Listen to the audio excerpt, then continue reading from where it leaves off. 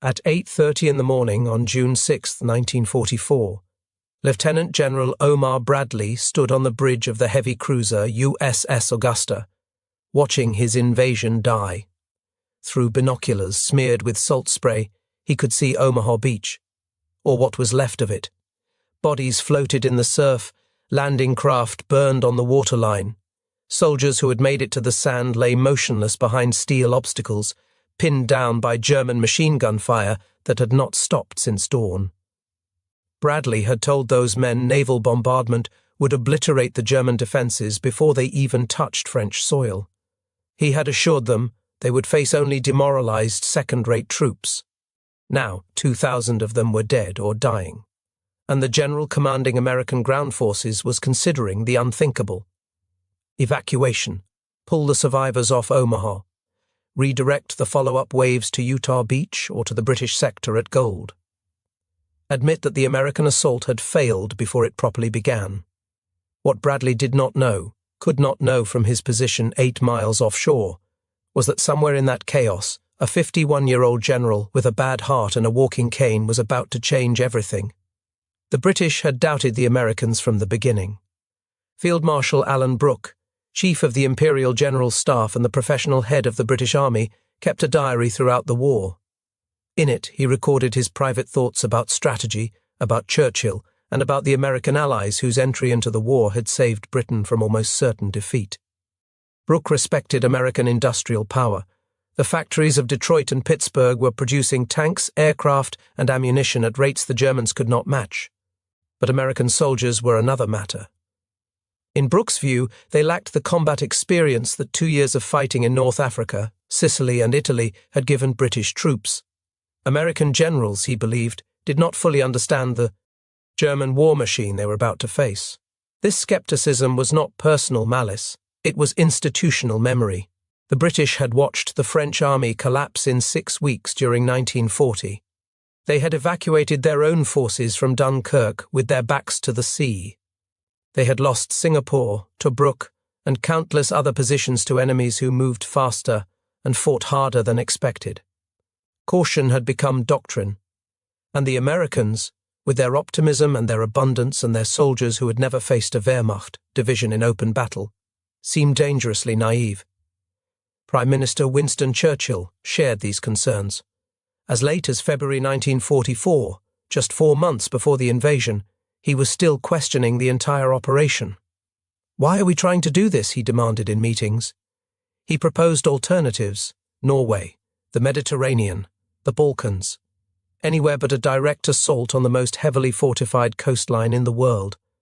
The British preference was attrition, wear the Germans down through bombing, through peripheral campaigns, through letting the Soviets bleed the Wehrmacht on the Eastern Front.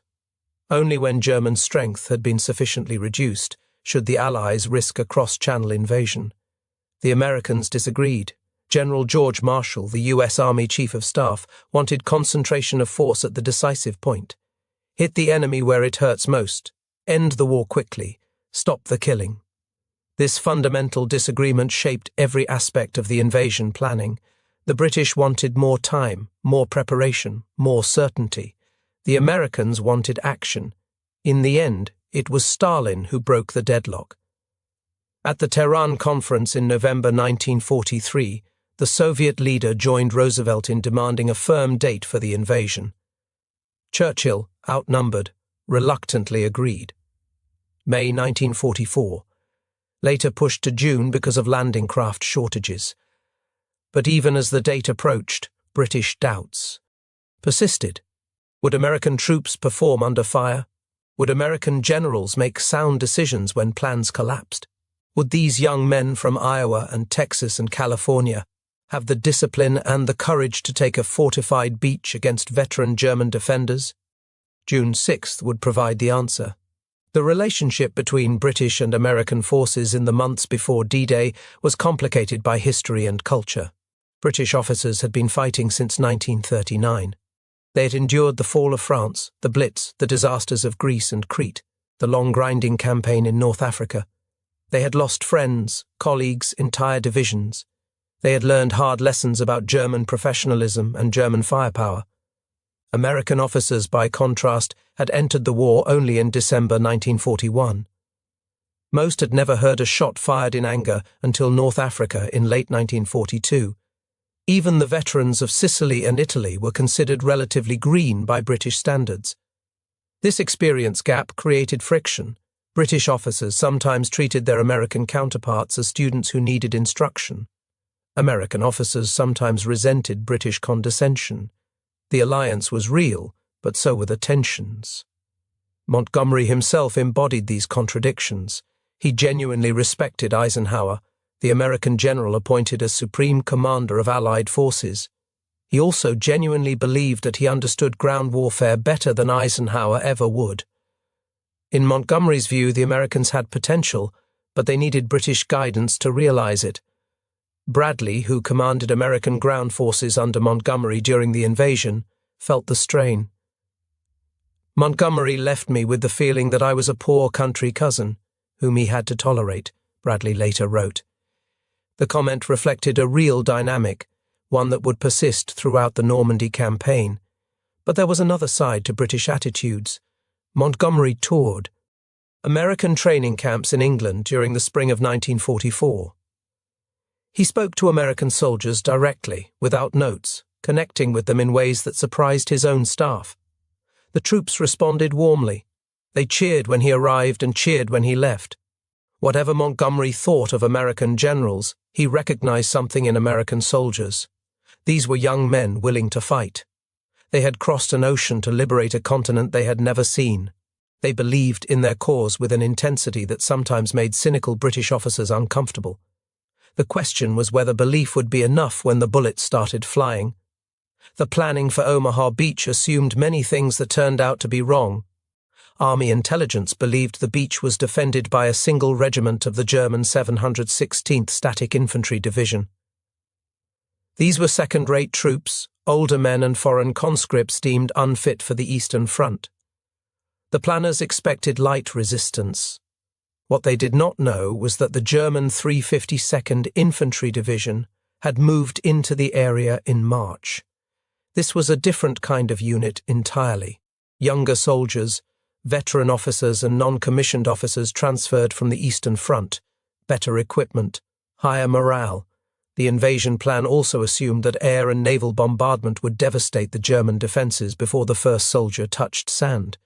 Heavy bombers would crater the beach, creating cover for advancing troops. Naval guns would destroy the concrete bunkers overlooking the waterline. Neither happened. Cloud cover on the morning of June 6th forced the heavy bombers to delay their release to avoid hitting Allied ships. In those brief seconds of delay, the aircraft traveled far enough that their bombs fell not on the beach, but on the empty fields beyond. The German positions were untouched. The naval bombardment lasted only 40 minutes. Rear Admiral John Hall had argued for hours of sustained fire, but his superiors overruled him. "It is a crime to send me on the biggest amphibious attack in history with such inadequate naval gunfire support," Hall said. He was right. And then there were the tanks. The plan called for 32 amphibious Sherman tanks to land with the first wave at Omaha, providing mobile artillery support as the infantry advanced. These were DD tanks, fitted with canvas flotation screens that allowed them to swim ashore from their landing craft. But the English Channel on June 6th was not cooperative. 5-foot swells and strong currents battered the fragile screens. In the eastern sector of Omaha, 29 tanks were launched. 27 sank before reaching the beach. Their crews drowned inside them. In the western sector, the tank commander wisely refused to launch, ordering his Shermans delivered directly onto the sand instead. The men of the 1st and 29th Infantry Divisions arrived at Omaha without armor support, without effective air cover, and facing an enemy far stronger than anyone had told them to expect. The killing began immediately. Many soldiers died before they could exit their landing craft. German machine gunners had registered their weapons on the waterline. They knew exactly where the ramps would drop. When the steel doors swung open, bullets poured in. Men who survived the ramps jumped into water over their heads, weighted down with equipment. Some drowned within feet of the beach. Others struggled through the surf only to find no cover on the sand. The bombing craters that were supposed to shelter them did not exist.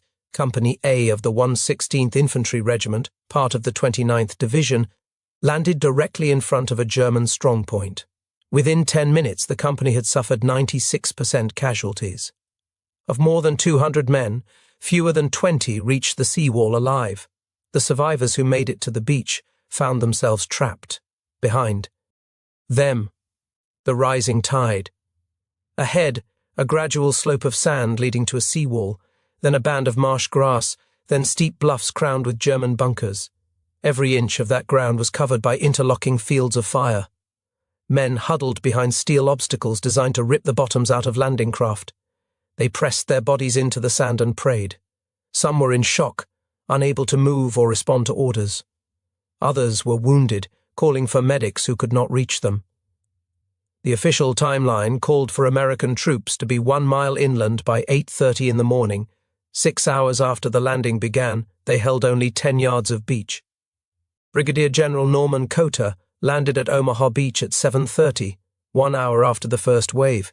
He was 51 years old, the Assistant Division Commander of the 29th Infantry Division, and one of the highest-ranking officers to go ashore that day. His landing craft took machine gun fire on the approach. 3 soldiers were killed exiting the boat. Cota had opposed the daylight landing from the beginning. At planning conferences, he had argued for a pre-dawn assault, believing that tactical surprise offered the best chance of success. His superiors disagreed. The naval and air bombardment would neutralize German defenses, they assured him. The defenders would be outnumbered, inexperienced, and demoralized. Cota's opposition was not mere pessimism. He had studied amphibious operations extensively. Before D-Day, he served as the American advisor to the Combined Operations Division in the European theater. He had helped train troops for beach landings. He understood what could go wrong. At the Conference on Landing Assaults in 1943, Cota had made his case directly. Tactical surprise is one of the most powerful factors in determining success, he told the assembled officers. I favor the night landing. I do not believe the daylight assault can succeed. Other senior officers shared his concerns. Major General Leonard Gero, commander of 5th Corps, argued for the same approach. So did Admiral John Hall, who commanded the naval forces delivering troops to Omaha. All 3 men were overruled by higher command. The decision-makers believed that naval and air bombardment would compensate for the loss of surprise. They were wrong, and Cota knew they would be wrong, but once the decision was made, he prepared his men for the reality they would face. On the afternoon before the invasion, he had gathered his staff and given them a different kind of briefing. This is different from any of the exercises you have had so far, he told them. The landing craft are not going in on schedule and people are going to be landed in the wrong place. Some will not be landed at all. We must improvise, carry on, not lose our heads. Now, standing on a beach littered with the dead and dying, Cota improvised. He walked upright. While other men crawled or hugged the ground, Cota strode across the beach as if German bullets could not touch him. He moved from group to group, rallying shocked soldiers, kicking men into motion, pointing toward the bluffs and shouting orders. At one point, he encountered soldiers from the 5th Ranger Battalion pinned down near the seawall. He asked the commander what unit they were. 5th Rangers, someone shouted back. Cota's response became legend. Well, God damn it then, Rangers, lead the way. That phrase would become the official motto of the United States Army Rangers. But on June 6, 1944, it was simply a general demanding that his men stop dying on the beach and start killing Germans. The Rangers at Omaha that day were elite troops, volunteers who had undergone brutal training for special operations. They had originally been assigned to assault Point du Hoc, a cliff overlooking the beach where German artillery supposedly threatened the entire invasion. Some Rangers had scaled those cliffs in one of the most daring actions of the day. But other Ranger units, including elements of the 2nd and 5th Battalions, had been redirected to Omaha when communications broke down. They landed expecting to link up with comrades at Point du Hoc and instead found themselves in the same killing zone as the infantry. The Rangers were better trained than most of the soldiers on the beach. They were in better physical condition. They had practiced assaulting fortified positions. But none of that mattered when you were pinned down behind a seawall with machine gun fire inches above your head. What Cota offered was something training could not provide: leadership by example. A man willing to walk where others would not walk, to expose himself to fire that others avoided. The Rangers followed him not because of his rank, but because of what he did. A soldier nearby had a Bangalore torpedo, a long tube filled with explosives designed to blow gaps in wire obstacles. Kota ordered him to use it on the wire blocking the path up the bluff. The explosion opened a breach. The first man through was shot dead by a sniper. The soldiers behind him froze. Kota did not freeze. He walked into the breach himself, through the gap in the wire, and started climbing. When he looked back, men were following him. Not many at first, then more. Within hours, small groups of soldiers were pushing inland at multiple points along Omaha Beach. They did not follow the invasion plan because the invasion plan was dead. They followed sergeants and lieutenants and privates who decided that moving forward was better than dying in place. Colonel George Taylor of the 16th Infantry Regiment summarized the situation with brutal clarity. "There are two kinds of people who are staying on this beach," he told his men. "Those who are dead and those who are going to die. Now let us get the hell out of here." By late afternoon, the beach was no longer a killing field. It was a beachhead, narrow, fragile, purchased at terrible cost, but real. The Navy had saved them. When Bradley was contemplating evacuation, Rear Admiral Alan Kirk asked if the Navy could help break the stalemate. The answer was yes. Destroyers that had pulled back after the initial bombardment returned to the beachfront, closing to within 800 yards of the shore. This was dangerously close. The water was shallow. The destroyers risked running aground. They did not care. Rear Admiral Carlton Bryant radioed a general message from the battleship USS Texas. "Get on them, men, get on them. They are raising hell with the men on the beach and we cannot have any more of that. We must stop it." The destroyer captains responded with everything they had. They poured fire into German positions on the bluffs, targeting bunkers and machine gun nests that the aerial bombardment had missed. Some ships fired until their guns overheated. Others expended their entire ammunition supply. Colonel Stanhope Mason, Chief of Staff of the 1st Infantry Division, later credited the Navy with making survival possible. "I am firmly convinced that our supporting naval fire got us in," he said. "Without the gunfire, we positively could not have crossed the beaches." But gunfire alone did not clear Omaha. Men did. Men like Kota and Taylor and hundreds of unnamed sergeants and privates who decided to move. At Utah Beach, 15 miles to the west, a different kind of American leadership was on display. Brigadier General Theodore Roosevelt Jr. was 56 years old, the oldest man to storm the beaches on D-Day, and the only general officer to land with the first wave of troops. He walked with a cane because of arthritis from wounds suffered in the First World War. He had a heart condition that he had hidden from army doctors because he knew they would never clear him for combat. Roosevelt had requested permission to land with the assault troops 3 times. Twice his commanding officer refused. The third request, submitted in writing, was finally approved. Major General Raymond Barton, commander of the 4th Infantry Division, signed the paperwork fully expecting that Roosevelt would die on the beach. Roosevelt's written request explained his reasoning. "The force and skill with which the first elements hit the beach and proceed may determine the ultimate success of the operation," he wrote. "I believe I can contribute materially by going in with the assault companies. Furthermore, I personally know both officers and men of these advance units and believe that it will steady them to know that I am with them." This was not bravado. Roosevelt understood that soldiers fight better when they know their commander is sharing their danger. He had learned that lesson in the First World War when he led troops through some of the worst fighting on the Western Front. He had been gassed and shot. He had won decorations for valor. He knew what combat demanded. Between the wars, Roosevelt had pursued a political career. He served as Assistant Secretary of the Navy under President Harding. He was Governor of Puerto Rico and later Governor General of the Philippines. He ran for Governor of New York and lost. When the Second World War began, he was in his 50s and suffering from health problems that would have excused him from service. He did not want to be excused. He returned to active duty and pushed for combat assignments despite his age and his ailments. He saw action in North Africa and Sicily before being assigned to the 4th Infantry Division for the invasion. The 4th Division was a different kind of unit than the 29th at Omaha. It was a regular army division, professionally staffed and intensively trained, but it too was facing its first major amphibious assault against prepared defenses. Roosevelt believed his presence would make a difference. He was right. He did not die. He landed in the wrong place. Strong currents pushed the first wave of landing craft nearly 2,000 yards south of their intended target. Roosevelt came ashore, looked around, and made a decision that would save hundreds of lives. "We will start the war from right here," he announced. Instead of trying to move his troops to the original landing zone under fire, Roosevelt ordered them to advance inland from where they actually were. He personally reconnoitered the area, walking through German fire to identify routes off the beach. He stood at the water's edge as subsequent waves arrived, directing each unit to its new objective. His son, Captain Quentin Roosevelt II, landed that same morning at Omaha Beach.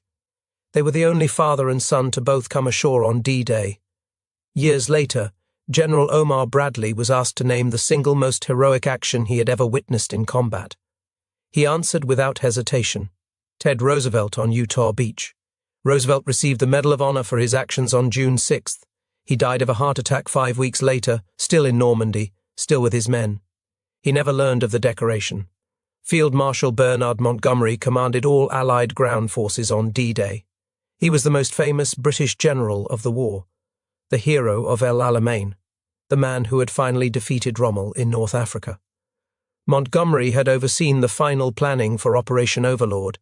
He had expanded the invasion from 3 divisions to 5, insisting that the original plan was too narrow. He had visited American units in England during the months before the invasion, speaking to troops, building their confidence, and his popularity among American soldiers was genuine. But Montgomery was also watching June 6th with particular attention. The British beaches, Golden Sword, were his primary concern. The Canadian landing at Juneau fell under his command as well. American performance at Omaha and Utah mattered to him because failure there would expose his own flank. The news from Omaha during the morning hours was alarming. Montgomery knew that Bradley was considering evacuation. He also knew that pulling American troops off one beach and redirecting them to another would create chaos that could doom the entire invasion. Montgomery had an alternative in mind. If Omaha failed completely, he considered the possibility of diverting American Fifth Corps through Gold Beach, filtering them through the British sector to maintain the advance. But that option assumed British success. And on the British beaches, success was not yet certain. Gold Beach was assigned to the British 50th Division, the Northumbrians. These were veterans of North Africa and Sicily, experienced soldiers who knew what German fire sounded like. Their landing went better than Omaha, but not without cost. German artillery and mortar fire struck the assault waves hard. Several villages had to be cleared house by house. At Sword Beach, the British 3rd Infantry Division landed with the objective of capturing Caen, the largest city in the invasion zone. Caen was supposed to fall on D-Day. It would not fall for another month. German armour, specifically the 21st Panzer Division, launched a counterattack in the afternoon that threatened to split the British beachhead. Only the arrival of glider reinforcements turned the tide. Montgomery's plan to take Caen quickly had failed. His optimistic timeline was already in ruins by nightfall on June 6th, but the beachhead held, and on Omaha, against all expectations, the Americans had held too. The contrast between British and American performance on D-Day was not a simple story of one nation succeeding and another failing. Both armies faced determined German opposition. Both armies took heavy casualties. Both armies achieved their minimum objectives while falling short of their optimistic goals. But the character of the fighting differed. British operations were methodical. The 50th Division at Gold Beach advanced according to doctrine, using combined arms tactics developed over years of combat experience. Infantry worked with tanks. Artillery supported infantry. Air cover suppressed German positions. The advance was steady if not spectacular. American operations were chaotic. At Omaha, doctrine collapsed within minutes of the first landing. Units that were supposed to assault specific objectives never reached their designated beaches. Officers who were supposed to lead companies died in the surf. The chain of command fragmented. What replaced doctrine was something more primal: individual initiative, small group leadership, a willingness to improvise that British observers found both alarming and impressive. British Army training emphasized following orders. The plan was the plan. You executed it. American training, particularly among the citizen soldiers of the National Guard and the draftee divisions, was less rigid. When the plan failed, Americans were more likely to make a new one on the spot. This was not always an advantage. Sometimes it led to confusion and wasted effort. But on Omaha Beach, where the plan was dead before it started, it proved essential. The British command watched what happened at Omaha Beach with a mixture of horror and growing respect. The 29th Infantry Division that landed at Omaha was a National Guard unit, formed from the militias of Maryland and Virginia. Many of its soldiers had never seen combat. By British standards, they were green troops, exactly the kind of inexperienced Americans that Brooke and others had worried about. The division carried history with it. Its nickname was the Blue and Gray, reflecting its origins in states that had fought on opposite sides of the American Civil War. Men from Baltimore served alongside men from Richmond. The division's symbol, a blue and grey yin-yang design, proclaimed that old enemies could become comrades. These were not professional soldiers in the European sense. They were clerks and farmers and factory workers who had joined the National Guard for extra money or family tradition or simple patriotism. They had trained together for years, first as weekend warriors, then as full-time soldiers preparing for a war they knew was coming. Their training had been extensive but not combat-tested. They had practiced amphibious landings at Slapton Sands in England, a beach chosen because it resembled Omaha. They had rehearsed the assault plan dozens of times. They knew their objectives, their routes, their timing. None of it prepared them for what they found on June 6th. The 1st Infantry Division, the big red one, was different. These were veterans of North Africa and Sicily. They had fought Germans before. They knew what incoming fire sounded like. They knew what it felt like to watch friends die. The 1st Division landed alongside the 29th at Omaha. The plan assumed their experience would stiffen the National Guardsmen, that veteran leadership would compensate for green troops. In practice, veterans died just as fast as newcomers. The German machine gunners did not check military records before pulling their triggers. Yet these green troops had done something remarkable. Under fire that would have broken veteran units, with their armour at the bottom of the English Channel, with their officers dead and their plans in shreds, they had attacked. Not as a coordinated force executing a brilliant strategy, but as small groups of desperate men who refused to die lying down. What struck British observers most was the sheer stubbornness of the American assault, a refusal to accept defeat even when defeat was the logical outcome, an almost irrational determination to keep fighting when any sensible army would have retreated. It was not elegant, it was not by the book, but it worked. Montgomery himself pinned the British Distinguished Service Order on General Cotter after the invasion. The DSO was one of Britain's highest awards for gallantry, rarely given to foreign officers. The citation recognized Cotter's leadership under intense fire, his role in rallying troops and his personal courage in leading men off the beach. This was not a routine decoration. This was the British military establishment acknowledging that an American general had performed with exceptional valor, that he had saved a critical moment in the invasion through pure force of will. Other British awards followed. American officers and enlisted men received decorations from the British government for actions on D-Day. These awards were not paperwork exercises. They represented genuine recognition from an ally that had entered the war skeptical of American capabilities and emerged from June 6th with new respect. The German perspective confirmed what the British observed. Defenders on Omaha Beach reported astonishment at American persistence. German soldiers in the bunkers watched wave after wave of landing craft deposit troops on the beach. They watched Americans walk into murderous fire, watched them fall, and then watched more come behind them. The attack made no tactical sense to the defenders. Yet the Americans kept coming. The defenders at Omaha had prepared thoroughly. German engineers had planted thousands of obstacles in the tidal zone.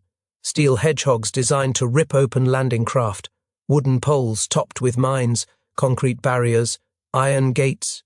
The beach was a maze of death traps, Above the waterline, the Germans had constructed bunkers with interlocking fields of fire. Machine gun positions covered every approach. Mortar teams had registered their weapons on the most likely landing points. Artillery batteries stood ready to destroy anything that survived the initial assault. The soldiers manning these positions knew their jobs. Many had transferred from the Eastern Front, where they had fought the Red Army in conditions even more brutal than Normandy. They understood defensive warfare. They understood how to kill men who were trying to kill them. Heinrich Severloh was one of those soldiers, a machine gunner with the 352nd Infantry Division. He was stationed at a position called Weiderstandsnest 62, overlooking the Easy Red sector of Omaha Beach. On the morning of June 6th, he began firing at American soldiers wading through the surf. Severloh later claimed to have fired over 13,000 rounds that day, though historians view this figure with skepticism. What is certain is that he watched Americans fall by the dozens. He watched landing craft burn. He watched the attack falter and believed for hours that the defense would hold. The fire from positions like Severloh's was devastating. Every report reaching the Augusta painted the same picture. American forces were pinned down. Casualties were catastrophic. The beachhead was not forming. But the German defenders had a problem they did not fully appreciate. They were running out of ammunition faster than the Americans were running out of men. German commanders had expected that sufficient casualties would break the American assault. This was standard military logic. Every army has a breaking point, a level of loss beyond which soldiers will no longer advance. The German defenders at Omaha inflicted casualties that should have reached that point within the first hour. The breaking point never came. Individual Americans broke. Units disintegrated. Men froze or fled or died where they stood.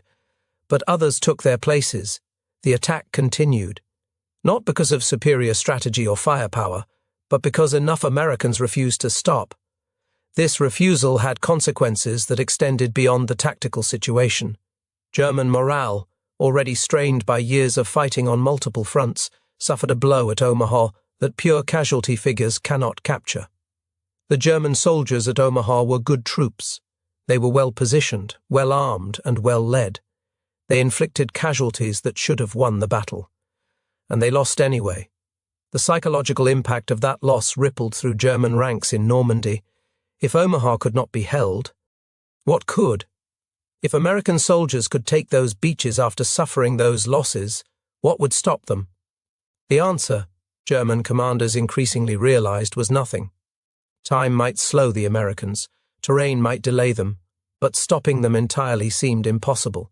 They had too many men, too many tanks, too much ammunition, and they had something else, a willingness to absorb punishment that defied German expectations. Field Marshal Erwin Rommel had warned about this before the invasion. Rommel understood American industrial capacity. He knew that once the Allies established a beachhead, German defeat was only a matter of time. The battle would be decided on the beaches, he told his officers. If the Allies got ashore, Germany would lose the war. The Allies got ashore. Germany lost the war. By evening on June 6, the German 352nd Division had lost 20% of its strength. It had no reserves.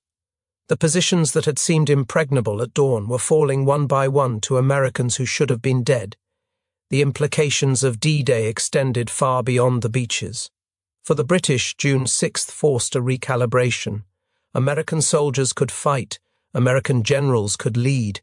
The skepticism that had shaped British strategic thinking for 2 years was not entirely wrong, but it was not entirely right either. The Americans were different from the British. They were more aggressive, less cautious, more willing to accept casualties in pursuit of objectives. Whether this was wisdom or foolishness depended on the situation. At Omaha, it had been salvation. Field Marshal Brooke continued to criticize American tactics in his diary throughout the Normandy campaign. He thought they attacked along too broad a front, that they lacked the precision of British operations, that their logistics were wasteful. Some of these criticisms were valid, but Brooke also recorded respect. The Americans learned quickly. They adapted to the hedgerow, fighting that bogged down both armies in the weeks after D-Day. They developed new tactics, new equipment, new approaches. They did not repeat the same mistakes indefinitely. And they won. The lessons of D-Day transformed the Allied alliance. Before June 6, the British had approached American forces as junior partners who needed supervision. After June 6, that attitude came harder to sustain. The Americans had proven themselves in the most demanding test imaginable. They had taken a fortified beach against veteran defenders with inadequate support and impossible odds. They had done it through raw courage and stubborn determination. This did not mean British criticisms disappeared. Montgomery continued to clash with American generals throughout the campaign. Brooke continued to record his doubts in his diary. The fundamental differences in military philosophy remained, but the nature of the criticism changed. Before D-Day, British officers questioned whether Americans could fight effectively. After D-Day, they questioned American methods while acknowledging American results. The Americans might not do things the British way, but they got things done. This shift had strategic implications. As the war progressed, American forces grew while British forces shrank. By 1945, the majority of Allied troops in Western Europe were American. The balance of the alliance tilted decisively toward Washington. British generals adjusted. They had to. The Americans were no longer students learning from experienced teachers. They were equals, sometimes superiors, partners in an enterprise that neither nation could have completed alone. The mutual respect forged on June 6 outlasted the war. British and American officers who had fought together in Normandy maintained relationships for decades afterward. They attended reunions together. They wrote memoirs that acknowledged each other's contributions. They understood something that civilians sometimes forgot. They had shared an experience that bound them together regardless of nationality. By August 1944, American forces had broken out of Normandy in Operation Cobra. By September, they had liberated Paris. By the following spring, they were crossing the Rhine into Germany itself. The British contributed enormously to this victory. British intelligence had cracked German codes and provided crucial information about enemy positions. British deception operations had convinced Hitler that the main invasion would come at Calais, keeping German reserves away from Normandy.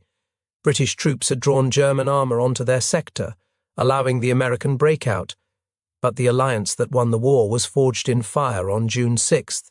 It was forged by men like Cotter and Roosevelt and the anonymous soldiers of the 1st and 29th Divisions, who refused to accept that Omaha Beach could not be taken.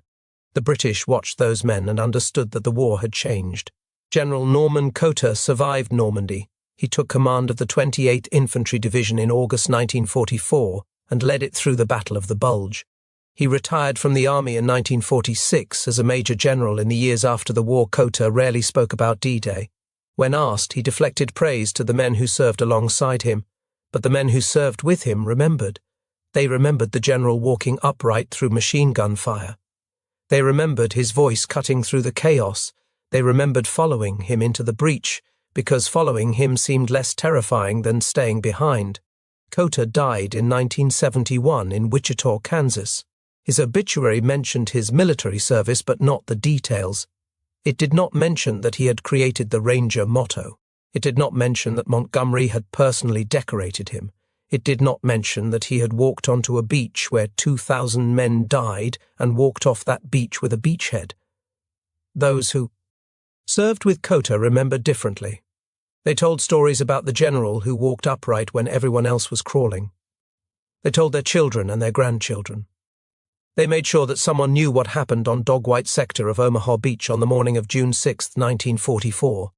An effort has been underway for years to upgrade Cotter's Distinguished Service Cross to the Medal of Honor. As of this recording, that effort has not succeeded. The paperwork moves slowly through bureaucratic channels. The witnesses are dead. The evidence is scattered. The men who fought at Omaha deserve more than medals. They deserve to be remembered for what they actually did, not as abstract heroes but as specific individuals who faced specific horrors and chose to fight anyway. That sentiment echoed across Normandy on June 6th. Men who performed extraordinary acts of courage did not think of themselves as extraordinary. They thought of themselves as soldiers doing what soldiers do. The beach had to be taken. They took it. The outcome of June 6th is not scattered. It is carved in stone at the Normandy American Cemetery above Omaha Beach. 9,389 graves, row after row of white crosses and stars of David marking the final resting place of men who died, taking a beach that could not be taken. The British generals who watched those men land had doubted them.